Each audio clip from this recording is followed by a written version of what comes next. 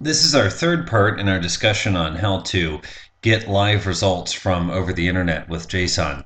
And in this discussion, we've looked at three very intense topics.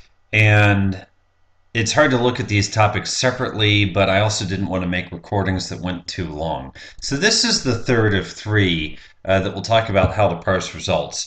After we finish this presentation, we are going to, our next presentations will focus on SQLite and more importantly, how to give the user a seamless online-offline experience with little to no interaction from them. The real lesson here is how to leverage exceptions and what exceptions give us to fulfill the Android design guidelines and usability guidelines of simplify my life, enchant me, make me amazing.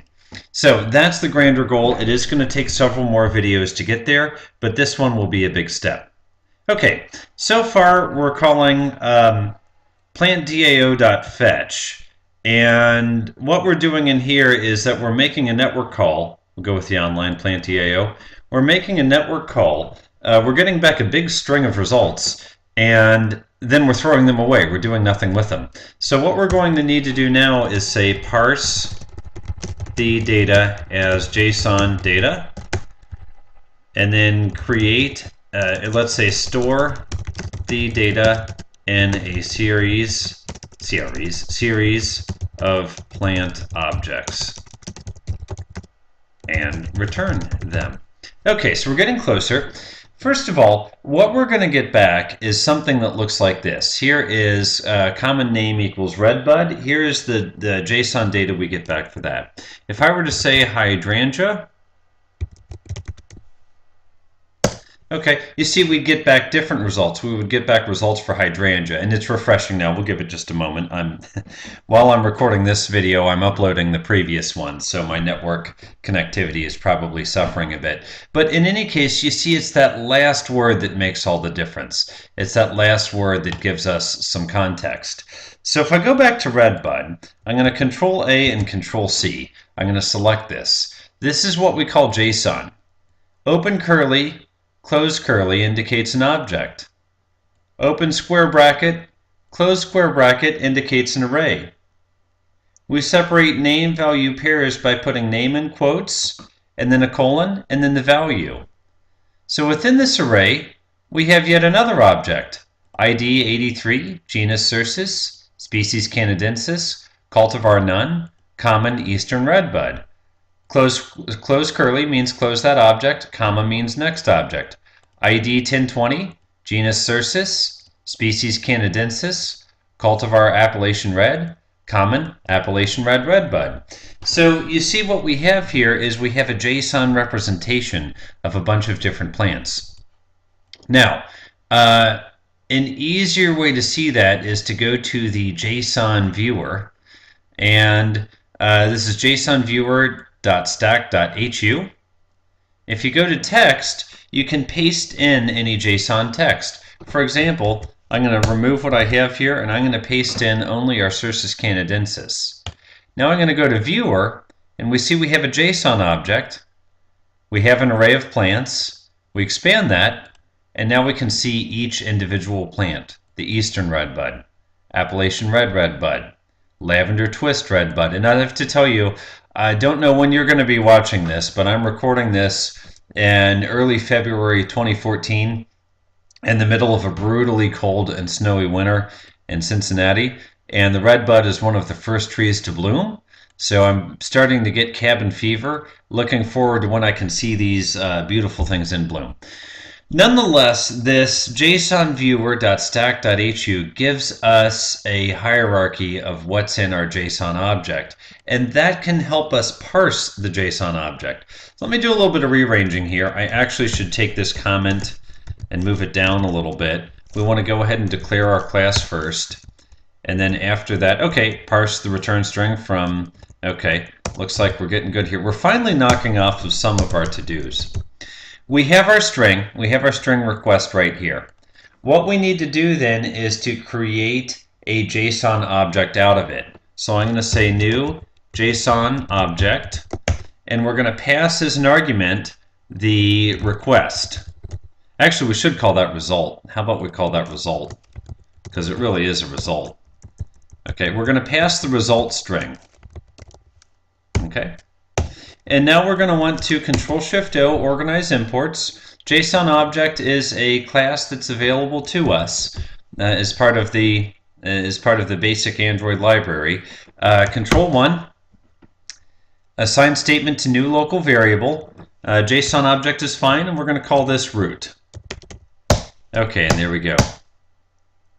Okay, next we're going to say get the collection. Whoops, I should do // shouldn't I? Get the collection array of plants from this object.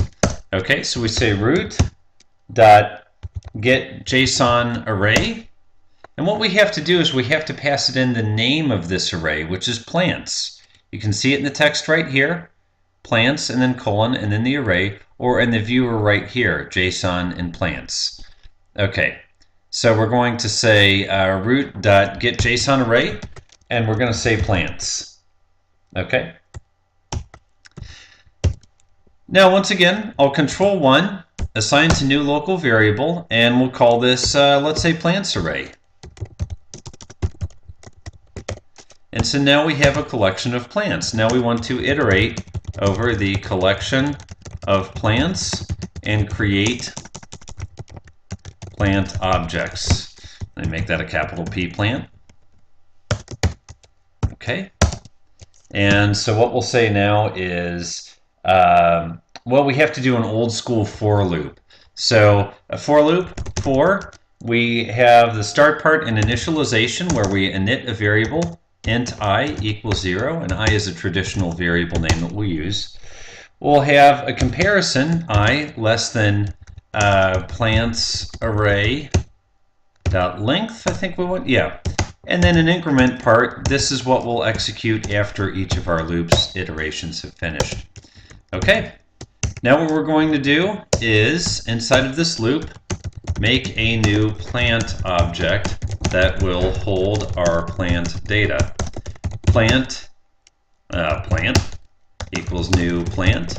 Pays careful attention to my capitalization. Plant is the class type. Plant here is the variable name.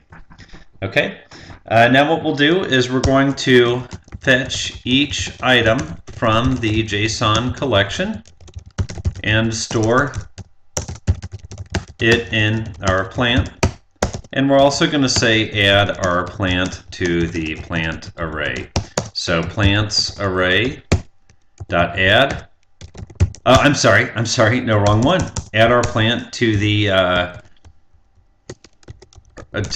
array list of all plants, okay, which is this guy up here.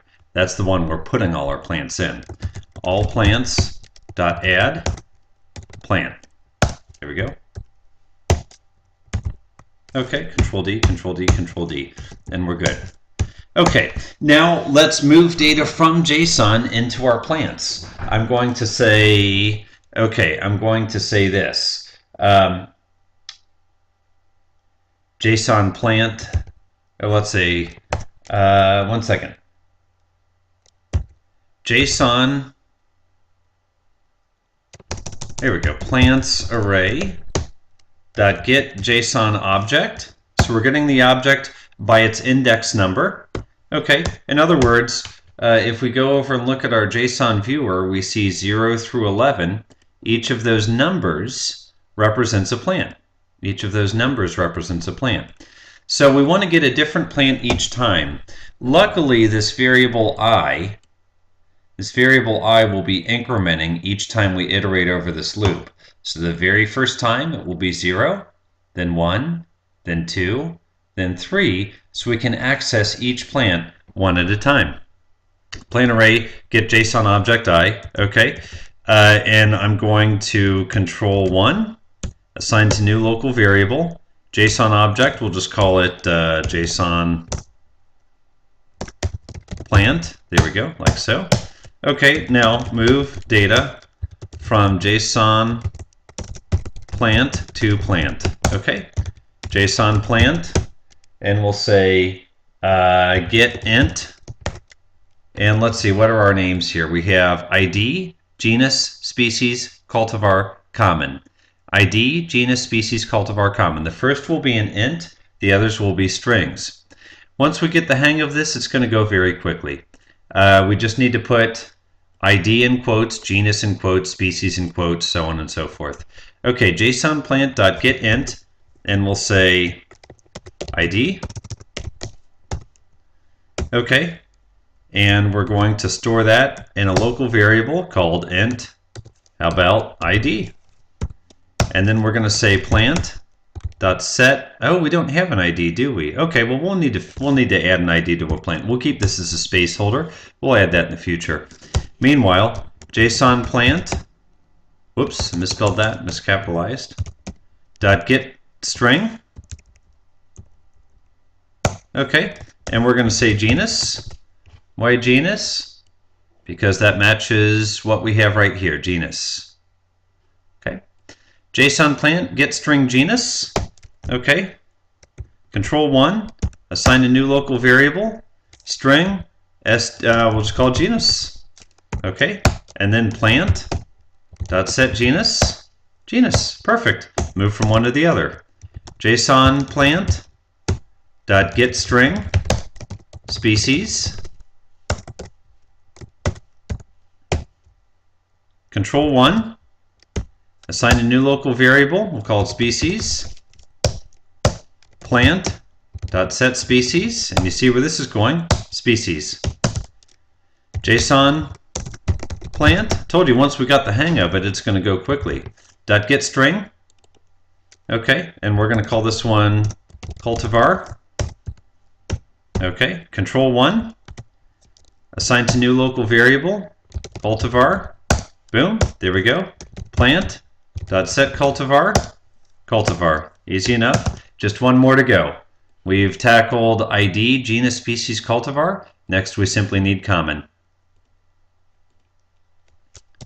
String, let's do JSON Plant .get string,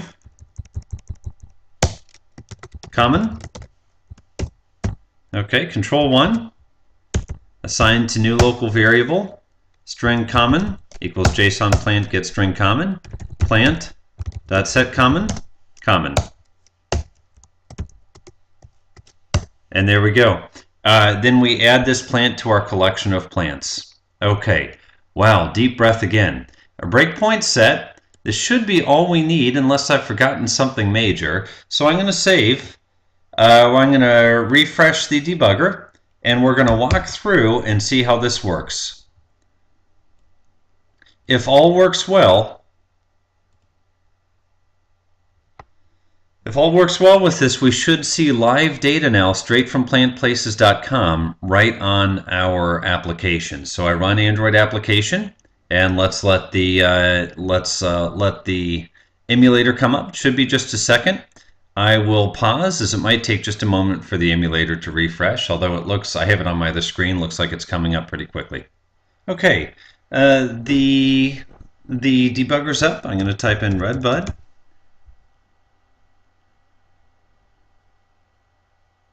And then choose search. And we have several breakpoints stopped here, several from our last video. So I'll play through some of the ones we've seen in the last video.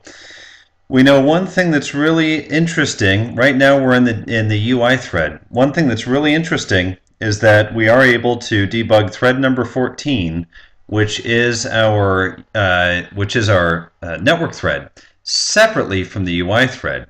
What we'll be able to see this time is that now the UI thread has come back and is not populated. If everything works well, what we should see is that the network thread will complete. It will complete through the do in background method, send the data to onPostExecute method. And then once it goes to onPostExecute method, that will come back and refresh the UI screen that we're looking at. Okay, so we're right now debugging through the network thread, and we're going to see it's going to jump from the plant results activity straight down into in just a moment the online plant DAO. Notice, by the way, that we can have multiple threads running within one class. There's nothing saying that one class can only be in one thread. We have to have a way to start a different thread. Okay, this is what we stepped through in our last video. We're able to make a network call. The difference is, at this point, if I've done everything properly, okay, we're going to be able to parse the data into a JSON collection. So here's our network call. Okay, we got our result. Should be JSON data. And with any luck, let's look through here. Okay, create a collection of plants that we're going to return. Get the root JSON object. Get the plants array. Iterate over the plants array. And here's where I get a little bit nervous. Get the ID. Get the genus and what's in genus. Beautiful, Cirrus. Okay, what's in species? Should be Canadensis. Canadensis looks wonderful. So far things are going pretty well. Cultivar, and then this is probably our eastern redbud. So you see that is the first item in our collection. Now we're going to loop and get the second item. I think the second item was the, I forget. It was a, I forget. I know the third one was a, well, we'll see here. Okay, Appalachian redbud is our second option. Adding that to our collection. And then the third one was lavender twist. Boy, that one's pretty. Yeah, that one makes me definitely miss spring. Looking forward to it. The redbud usually flowers before it leaves out, and it just puts on a spectacular show of color when it does leaf out. Lavender twist. I think we see what's going on here. There are a total of 12 different redbuds. So what I'm going to do is I'm going to go ahead and tell this to run, and I'm going to go back to the emulator. What we're going to see is that, okay, on post execute, we're back in the UI thread. What we're going to see, if I can get the emulator back in focus, which might just take 1 second. Okay, let me rearrange. Okay, what we're going to see is that as soon as I press play, this UI, which we can interact with now, is going to update with our redbud trees if we did everything properly. Let's see. And look at that. We got live redbuds straight from plantplaces.com. I'm going to disconnect the debugger now, and just so you make sure I'm not doing any magic here, I'm going to go back. We can do this with any plant. Okay, I'm going to go back, and we tried a hydrangea before. Hydrangea, there we go, and hit search. And once again, with the debugger detached now, it should run a little bit faster, but we are in the emulator, so it will be a little bit slow. Look at that hydrangea. You might have even seen a delay there, as there are many more hydrangeas that it has to populate. Let's look at a plant we have a lot of in Plant Places, which is the magnolia, another beautiful, beautiful tree. And what you will probably see is that the next screen will render, and after that, it will take a moment, and then we'll get results. So, step 1, start the thread.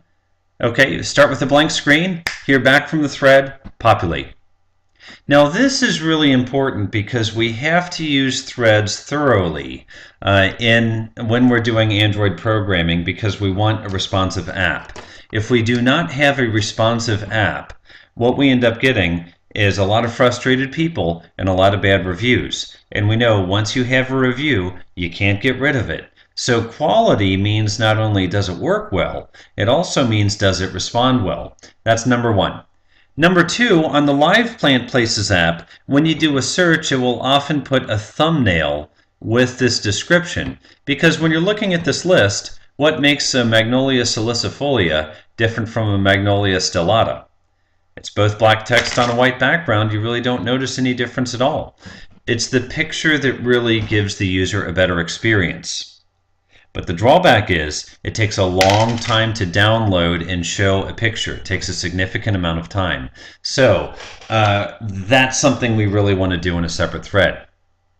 Here's the next part. We also want to populate our database from plantplaces.com. We want to populate a local database so that we'll have the ability to go offline if needed. We'll have the ability to be online and go offline if needed. And so we want to populate the data from plantplaces.com, But the problem is there are over 2,200 plants. It's a lot of data to download all at once.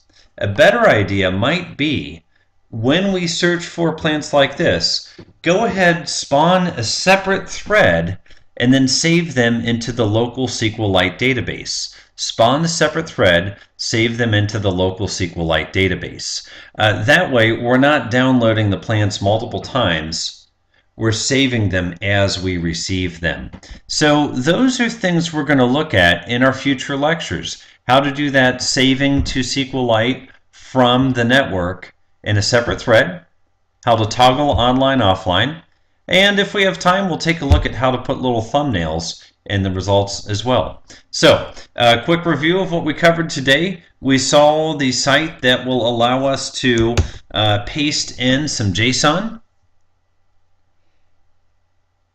And then we can see the JSON in a kind of an object view, which is pretty nice. We also saw in our online plant DAO that we have the capacity to take this string, put it into a JSON object, get an array out, iterate over that array with an old school for loop where we initialize a variable, we test a variable each time we begin a loop, and then we increment that variable each time we iterate or not exit the loop, but each time we iterate, we increment that variable. We create a new plant DTO object. We access a JSON object, and then we move data from the JSON object to the plant object. And then finally, we add the new plant object to our array list of plants that we are going to return. We return those, and what happens in the plant results is that the the do in background method is our thread. The onPost execute is the method that will be invoked when our thread finishes up, and that allows us to continue to have a responsive UI while we are doing network intensive functions. So I'm going to go ahead and wrap this video up now. I'm going to commit all of this to Git so you can reference it as you wish. I'll also put that Git URL in the comments for this video on YouTube in case you're watching this video and you're not in one of my classes. As always, I appreciate your comments and feedback. Don't forget about quiz question suggestions. Thank you.